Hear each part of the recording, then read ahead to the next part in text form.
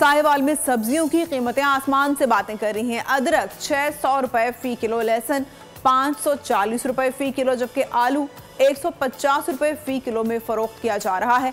Market committee rate control करने में बुरी तरह नाकाम दिखाई दे रही है। इस बारे में बता रहे हैं बोल न्यूज के नुमाइंदे नजीब अहमद।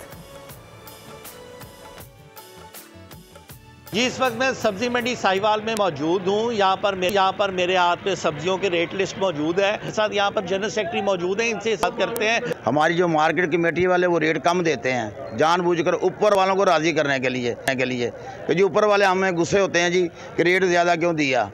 पीछे से जितने का खर्चे बहुत ज़्यादा हैं, जितने का माल पड़ता है लोगों को उससे महंगा मिलता है।